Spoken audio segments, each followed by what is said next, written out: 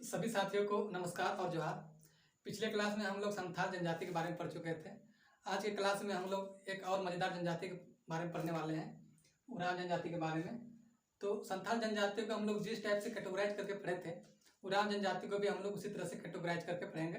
तो सबसे पहले उरांव जनजाति में हम लोग उनके आगमन एवं निवास को देखेंगे, उसके बाद जनसंख्या को, उसके बाद में सामाजिक एवं सांस्कृतिक व्यवस्था को, उनकी प्रशासनिक व्यवस्था को, उनके धार्मिक व्यवस्था को, उरांव जनजाति के पर्व एवं त्यौहार, उनके अर्थव्यवस्था और वैसे कुछ महत्वपूर्ण बिंदुओं पर भी चर्चा कर लेंगे जो इम्पोर्टेंट है। तो सबसे पहले उरांव जनजाति के झारखंड आगमन और उनके निवास पर बात करते हैं। तो उरांव जनजाति के झारखंड आगमन पर कई विद्वानों का अलग अलग मत है। कई का कहना है पूर्वोत्तर भारत से आए थे, कई का कहना है तिब्बत से आए थे और कई का कहना है दक्षिण भारत से आए थे। लेकिन इनमें से जो सर्वाधिक मान्य है वो दक्षिण भारत वाला है। तो हम कह सकते हैं कि उरांव जनजाति जो है वो दक्षिण भारत से झारखंड में आए हैं। तो जब दक्षिण भारत से झारखंड में उरांवों का आगमन हो रहा था तो दक्षिण भारत से आने के क्रम में रोहतासगढ़ में उनका निवास सालों तक रहा था। उसके बाद से फिर इनका झारखंड में प्रवेश होता है और फिर झारखंड में प्रवेश के बाद में अलग अलग जिलों में ये बस जाते हैं। तो वर्तमान में अगर इनका निवास का बात करेंगे तो रांची, पलामू, लातेहार, हजारीबाग, सिंहभूम, संथाल परगना, इसके अलावा कई अलग अलग जिलों में इनका निवास अभी वर्तमान में है। अब हम उरांव जनजाति की जनसंख्या पर बात करते हैं। तो उरांव जनजाति झारखंड की दूसरी बड़ी जनसंख्या वाली जनजाति है और अगर पूरे भारत में अगर जनजातियों की बात करें तो चौथे नंबर में उरांव जनजाति आती है। पहले नंबर पर पूरे भारत की अगर बात करें तो पहले नंबर पर गोंड जनजाति, दूसरे नंबर भील जनजाति, तीसरे पर संथाल जनजाति जो झारखंड में सर्वाधिक जनसंख्या वाली जनजाति है। उसके बाद चौथे स्थान पर उरांव जनजाति जो झारखंड की दूसरी सबसे बड़ी जनसंख्या वाली जनजाति है। उरांव जनजाति झारखंड में सर्वाधिक शिक्षित जनजाति मानी जाती है। अब हम उरांव जनजाति के सामाजिक एवं सांस्कृतिक व्यवस्था की बात करते हैं। तो उनका परिवार पितृसत्तात्मक परिवार होता है।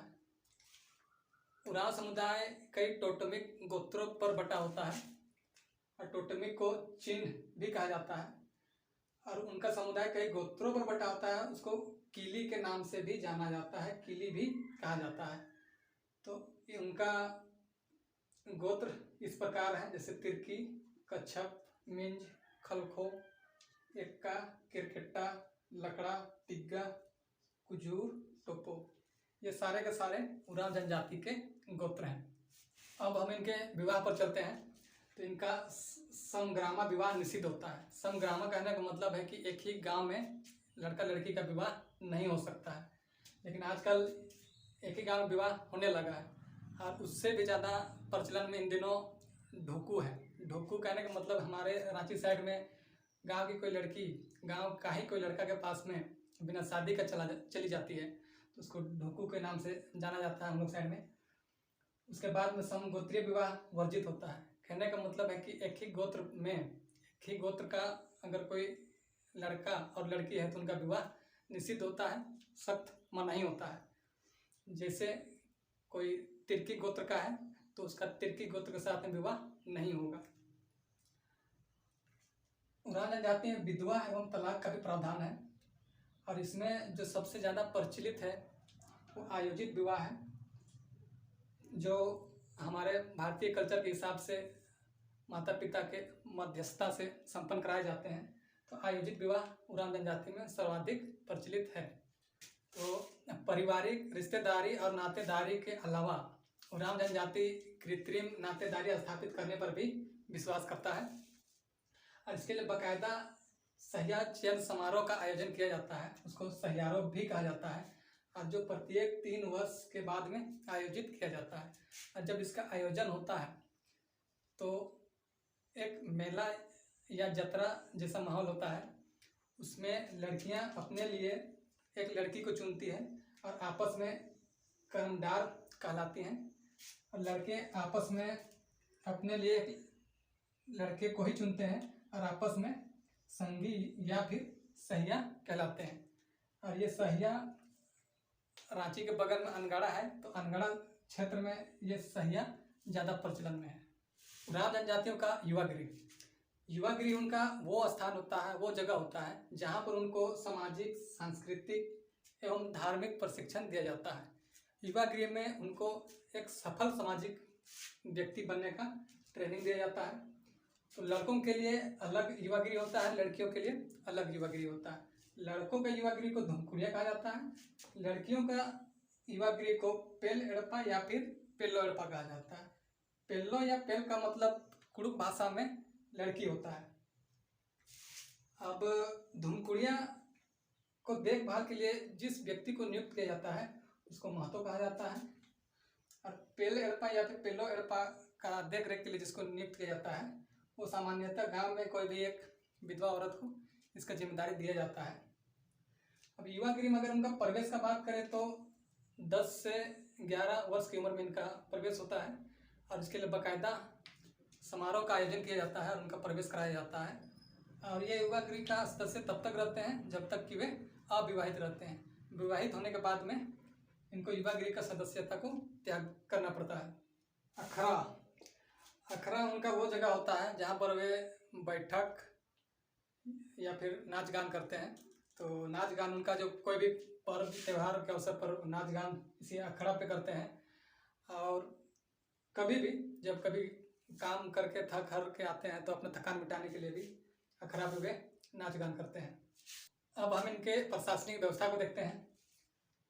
तो जब इनका झारखंड में और छोटा नागपुर क्षेत्र में प्रवेश हुआ तब यहाँ पर जंगल झाड़ से भरमार था, जंगल झाड़ों का बहुत भरमार था।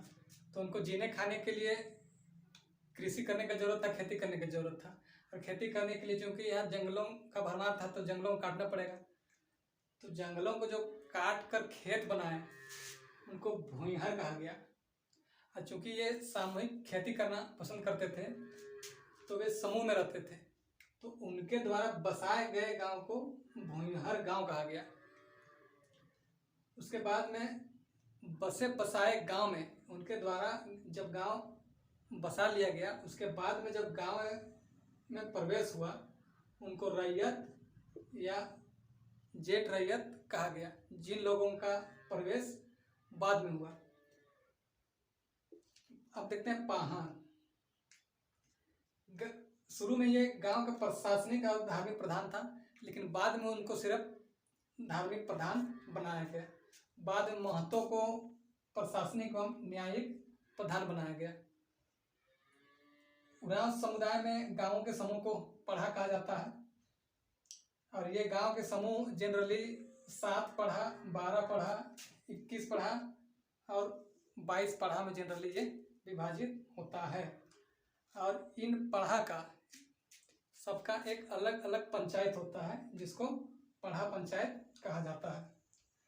और जो पढ़ा पंचायत का जो प्रमुख होता है, पढ़ा पंचायत का जो प्रमुख होता है उसको पढ़ा राजा कहा जाता है।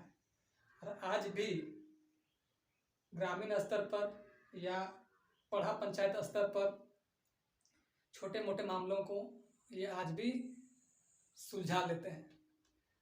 तो इन सबको अगर स्क्रीनशॉट आप ले लीजिएगा तो आपका एक शॉर्ट नोट्स तैयार हो जाएगा, तो आप स्क्रीनशॉट चाहे तो ले सकते हैं।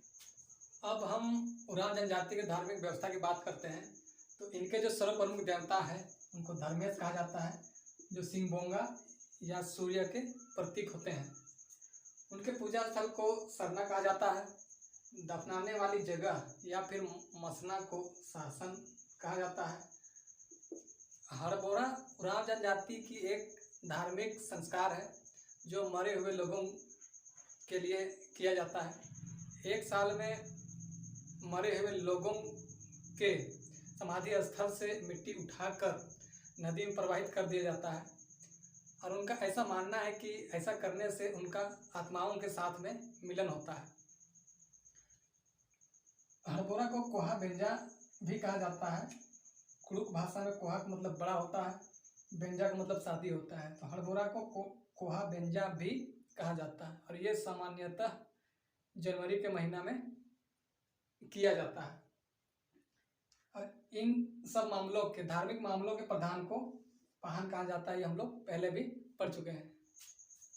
इनके पर्व एवं त्योहार: सरहुल, करमा, जितिया, फगुआ, सोहराई, नवाखानी, कदलेटा या फिर इसी को हरियाली पूजा कहता है, ये सब इनके त्योहार हैं। उनमें अभी सरहुल और करमा इनके प्रमुख त्योहार हैं। अब हम इनके अर्थव्यवस्था की बात करते हैं। तो उरांव जनजाति का जीवन यापन का मुख्य आधार कृषि है। वे खेती से ही अपना मैक्सिमम ज़रूरतों को पूरा कर लेते हैं। कृषि उनका मुख्य पेशा है। पहले के समय में शिकार करना उनका पेशा हुआ करता था, लेकिन अभी के समय में ये मात्र शौक रह गया है और ये अब कुछ विशेष अवसरों पर ही शिकार के लिए निकलते हैं। जैसे फगुआ के बाद में ये शिकार पर निकलते हैं, जिसको सेंद्रा के नाम से जाना जाता है। सेंद्रा के नाम से ये फेमस है। इस समुदाय में मेहनत का विनिमय बहुत ज़्यादा होता है। कहने का मतलब, कोई किसी का अगर काम कर रहा है तो बदले में वो काम का ही इच्छा रखता है। पैसे का लेन देन इस समुदाय में कम होता है। और इसी तरह से एक पचा पद्धति इस समुदाय में बहुत ज़्यादा प्रचलन है। पचा उसको बोलते हैं, इस पे लड़के या फिर लड़कियों का एक ग्रुप होता है और ग्रुप बनाकर वो किसी के काम को निपटाते हैं या फिर करते हैं, तो उसको पचा के नाम से जानते हैं। और ये विशेषकर रोपाई डुबाई के सीजन में ये बहुत ज़्यादा चलन में होता है। जैसे बच्चों का अलग टोली होता है, अलग ग्रुप होता है, उससे बड़ों का अलग होता है और फिर लड़कों का एक अलग ग्रुप होता है और ग्रुप बनाकर वो किसी का भी काम को निपटारा करते हैं। अब कुछ इम्पोर्टेंट पॉइंट्स को देख लेते हैं जो रह गए थे। तो भाषाई एवं प्रजाति दृष्टि से उरांव जनजाति द्रविड़ प्रजाति में आते हैं। उनका भाषा कुड़ुक है और कुड़ुक को कई मनुष्य भी कहा गया है। उनका पेय पदार्थ हड़िया है,